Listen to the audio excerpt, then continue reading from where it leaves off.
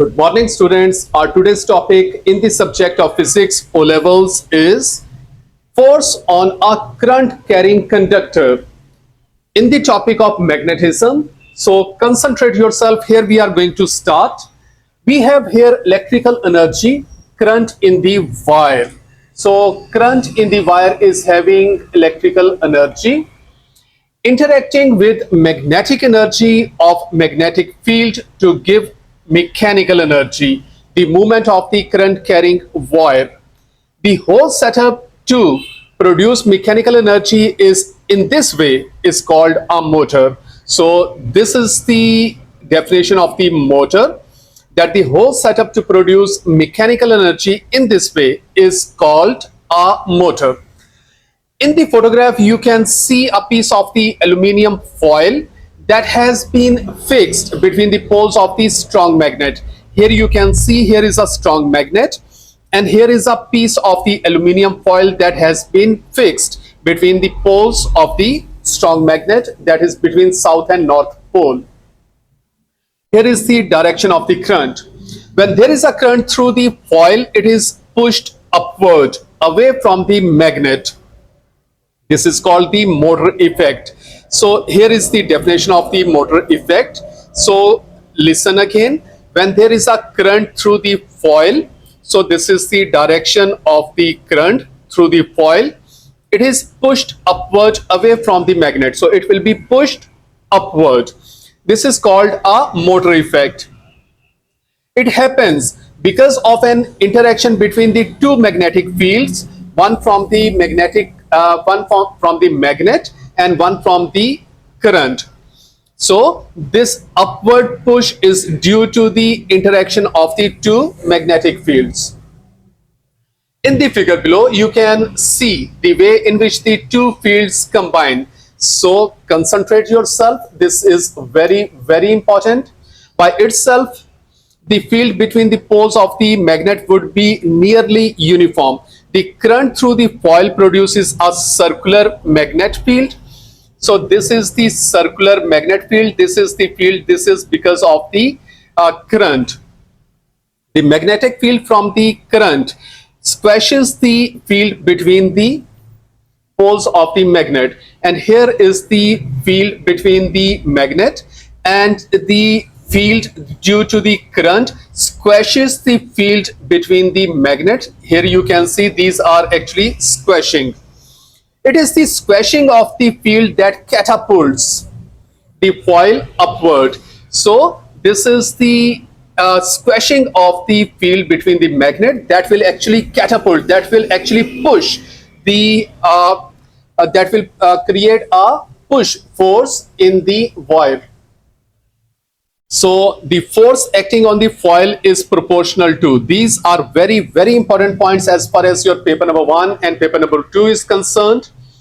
The force acting on the foil is proportional to the strength of the magnetic field between the poles, the current, and the length of the foil between the poles. So actually there are three things which actually act on the force, and the force is directly proportional to the strength of the magnetic field between the poles. So more the strength of the magnetic field between the poles, more will be the force that will be experienced by the wire.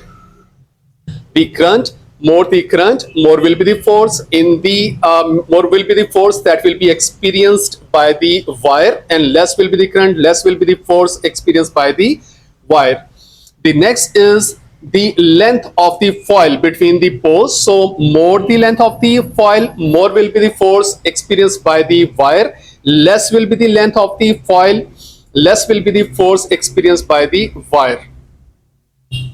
According to Fleming's left hand rule, the first two fingers and the second finger are held mutually perpendicular to one another as shown in the figure, so that the first finger points in the direction of the magnetic field, the second finger points in the direction of the current, then the thumb will give the direction of the motion of the wire.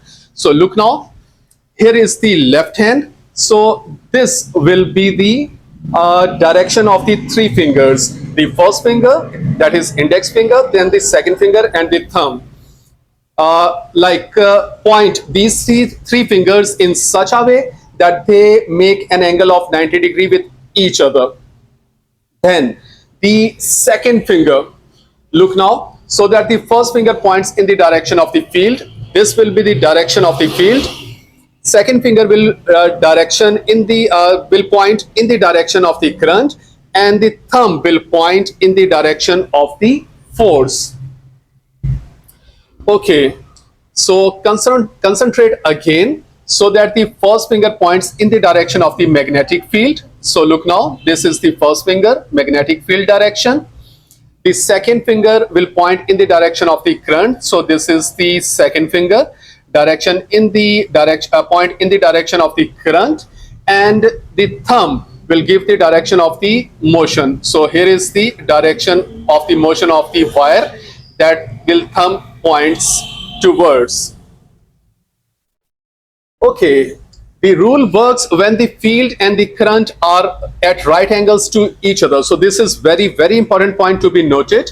So this rule will be applied when the current and the field are at right angles to each other. When the field and the current are parallel to each other, there is no force on the wire and it stays where it is.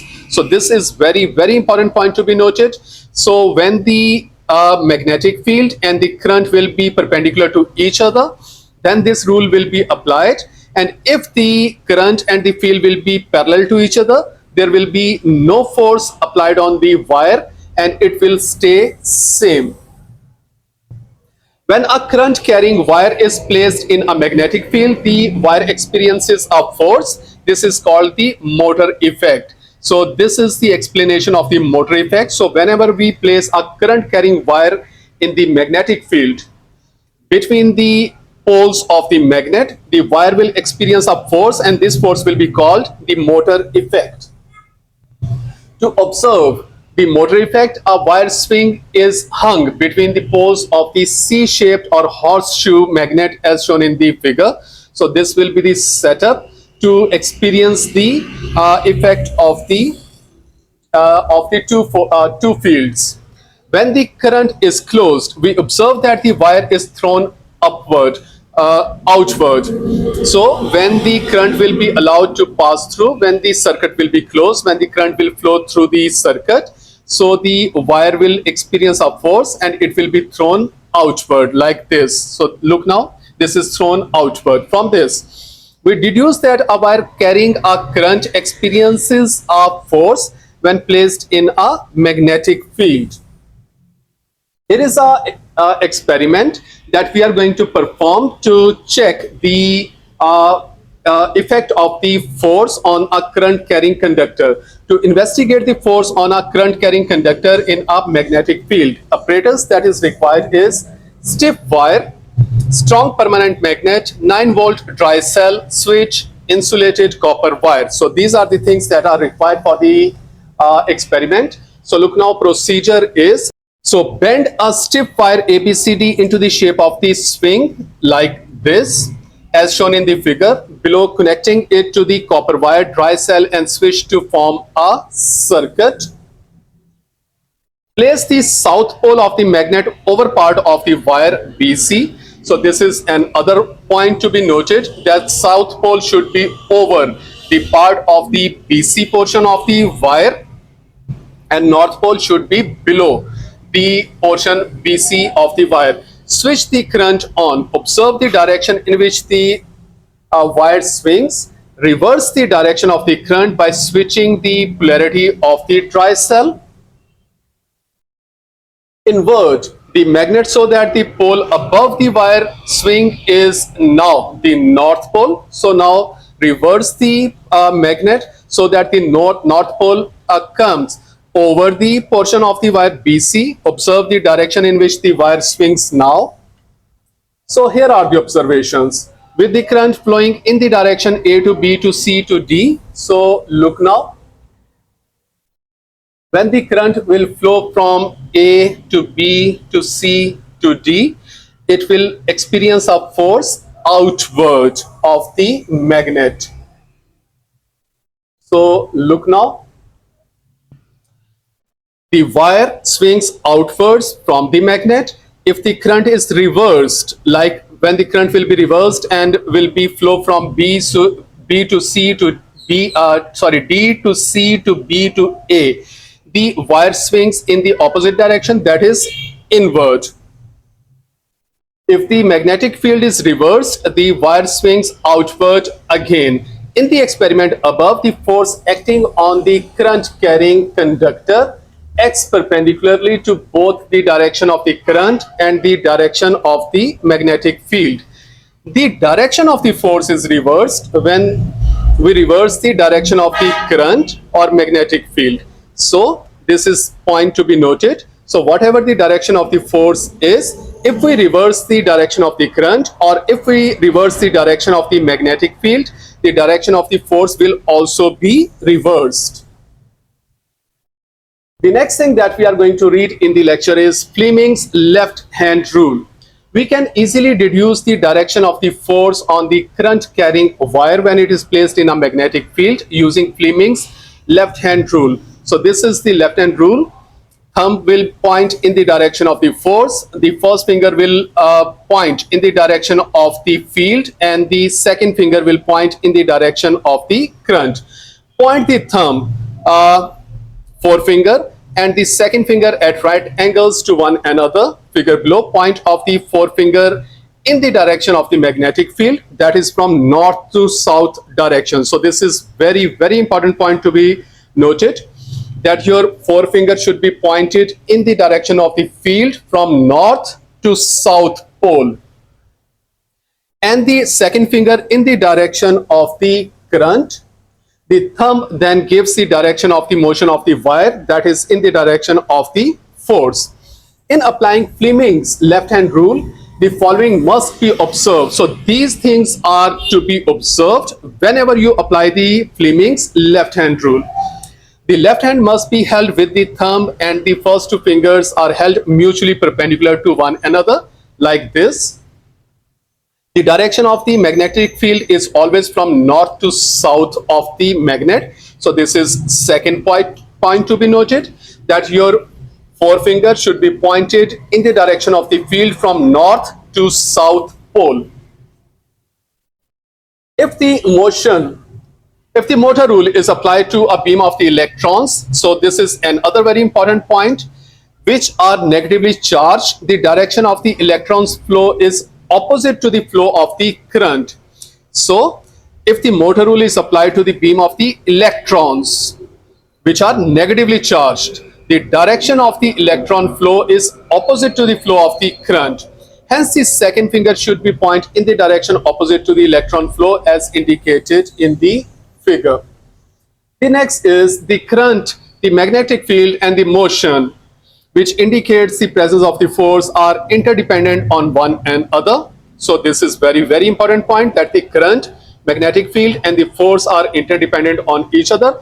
If either the current or the magnetic field is increased, the force motion will also increase. And if the current or the magnetic field is decreased, the force will also be decreased.